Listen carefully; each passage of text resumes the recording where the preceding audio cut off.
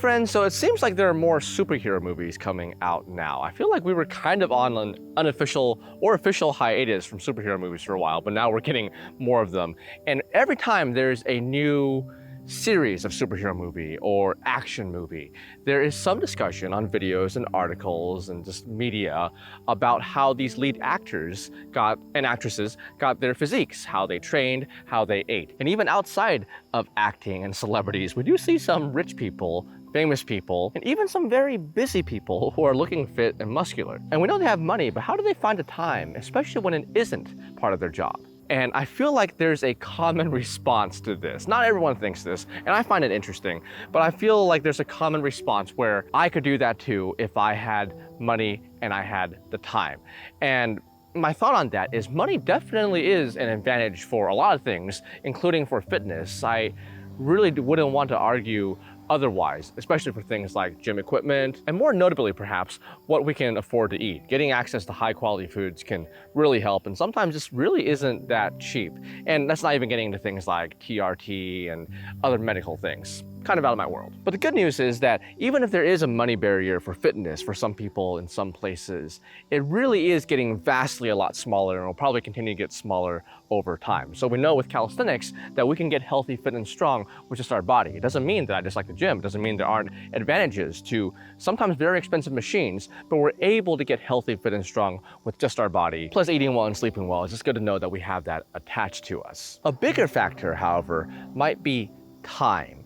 If we don't have the time to work out, it can be pretty hard to make any type of progress.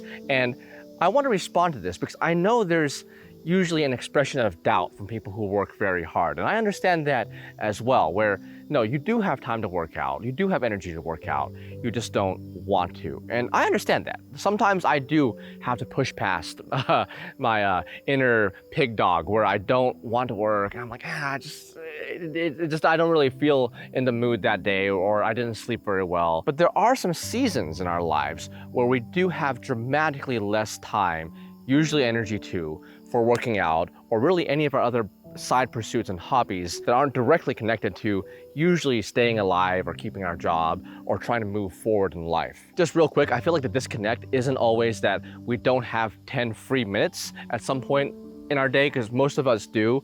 It's really that we have scheduled blocks of time during our most energized hours. So like, let's say you work 10 hours in a row, and wherever you're working, it's not socially acceptable to just break away and do some push-ups if you're even comfortable with that. Even wall push-ups or squats, it might just be hard to break away. And afterwards, you may go home to some roommates. You may have to cook dinner. You may have to hang out with your partner or your friends. Some of that is optional, but what I discovered is not literally missing the time, but there are so many scheduled blocks that it's hard to fit in a time for working out where you can actually focus on that. Most ironically for me perhaps, and for a lot of other fitness content creators, is making fitness content. So making the videos trying to help other people get healthy, fit, and strong, or entertaining people on fitness sometimes gets in the way of our actual fitness and health. You can ask other fitness content creators because it seems to be a recurring theme. Usually one we can overcome eventually, but a recurring theme nevertheless. So I want to share some things from experience and from hearing other people's experiences that can help you make the most of your time and try to stay relatively fit and healthy during a busy season in your life, because we do want to stay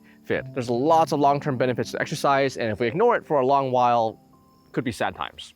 So I want to cover 3 main points and tips, but before then, I want to bring something up, and that is a lot of these videos revolve around integrating movement and exercise into your life, and I think this is great. So they might mention that if you have no time to go to the gym or block out a workout session, then you could walk perhaps on your way to work if you're able. Or if you are in an environment where you can sneak away and do a quick set of push-ups. I did that in school sometimes. And if you aren't able to do push-ups, you can do incline push-ups or wall push-ups. You can do squats if nobody's looking. Or if somebody's looking, if you're someone who wants to maintain eye contact as you do squats to establish dominance.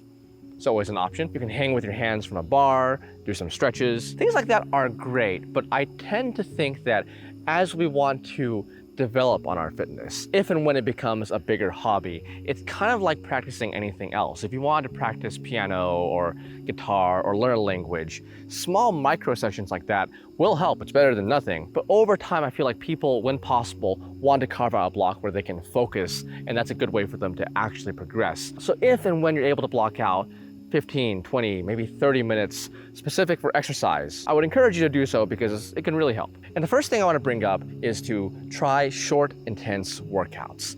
It's interesting because if we were to search minimum time for working out or best length of time for workouts, we would find from some very reputable health agencies things like 30 minutes, 45 minutes, an hour. And I would say that yes, once you're in the groove of it, an hour can fly by very quickly in the gym. But for some people who feel low on time, it can be pretty intimidating to think, man, I have to take an hour to go and do this, not including driving there and back if you're going to a gym. And I want to give a little bit of context to this because you can get benefit from exercise in way under an hour, under 45 minutes, and under 30 minutes. I'm not disagreeing with these studies because they're probably based off other metrics like longevity, cardio, other very important things. But fitness and strength, to go down a little bit, is skill specific. So I would argue you could probably get benefit from exercise in a few minutes a day, depending on how narrow you want to go. Let's say you only ever did bicep curls and you did 2 sets to failure. You would be able to grow from that. You don't even have to do it every day. You can do it just a couple times a week. And assuming you managed your training and your diet and your sleep well, you could continue to grow just from bicep curls and really what's adding up to like 5-10 minutes of working out per week. Now, should you only do bicep curls? Probably not. You probably want to try to maintain good balance. And there's other important movements. If you were to only choose 1 or 2 or 3, it probably wouldn't be bicep curls. Larger movements would probably be better. So squats, pull-ups, maybe bridges. So we can get benefit with less time if we reduce the number of exercises. And if we're going to do that, we might as well do full compound exercises, large movements. 2 or 3 sets of as many as you safely can. And if and when you are able, you can add on the other accessory exercises. I like isolation exercises like bicep curls a lot more nowadays, but I would put them after you do the compound. So pull-ups, chin-ups first, and then bicep curls when you're able. Push-ups and dips first, and then tricep extensions, depending on your goals, of course, but this is for managing and optimizing time. Now, I want to add a note about intensity because I am a fan of going closer to failure after someone's ready, after they're warmed up, they've been exercising at least a few weeks, and they're medically cleared for exercise, all of that, of regularly going to failure or at least 1 or 2 reps in reserve. I just say do as many as you safely can because most people aren't familiar with true muscular failure, and there may or may not be benefits of actually going that far. And I want to show you a real quick test you can use for something like this because it's not necessarily about using more weight, right? You can theoretically do this and grow muscle and get stronger with many different weights, but you want to choose something around medium weight, something you can comfortably handle, you can do at least 5 repetitions of, but not so light that it feels too easy. Your first few reps might be slow and controlled because it's a weight that you can comfortably, safely, and competently handle. But your last few reps, I've noticed for people who are getting into fitness, they tend to stop too soon. They think, I'm feeling a slight burn, I'm just gonna end the set there. And I'm not saying there's benefits to that. There's benefits to volume and you're still getting mechanical tension. You still will get stronger and more muscular. But there are benefits of going nearer to failure, and you can tell this when your last few reps are frankly ugly. They don't have to be unsafe, but they are ugly. Your face distorts, you go, whew. It might get a little bit harder to breathe smoothly. The weight will feel like it's moving slower, and it is moving slower. And overall, it just feels like much more of a struggle. And for technical failures is when you're unable to do another rep or another clean rep, depending on how you want to look at it. If time is an issue, consider doing 2 or 3 hard, intense working sets on compound exercises like that each. So like 2 or 3 sets per exercise. And I would prefer you do that over 5, 7, 10 sets of much lower intensity. As you increase total sets, your intensity is probably going to have to go down. So optimize your sets. And the second thing that you can do to optimize your time for working out is to time your rest periods. You can use an app on your phone, a stopwatch, or you could just say that you're going to inhale and exhale 30 times or take 50 steps back and forth. Pace the room as long as you're consistent. For the intense compound workouts I was talking about earlier, I recommend resting at least 2 to 3 minutes in between sets. 2 or 3 minutes, sometimes less, sometimes more, is often given as a ballpark rest period. And you're going to hear different recommendations for ideal rest period, but really it just depends on the individual, the exercise they're doing, and really things like how they're feeling that day. I do have a set of dumbbells here.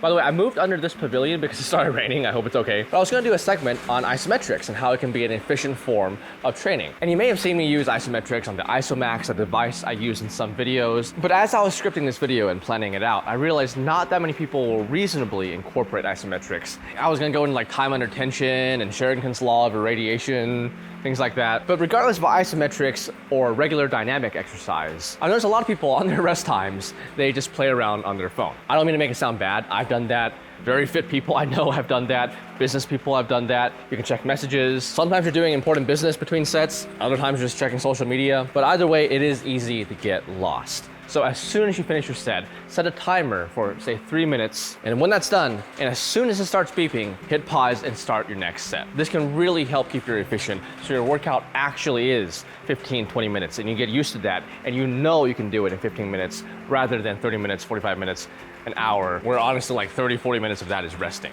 And the last thing that I'll mention for today is something that's commonly ignored.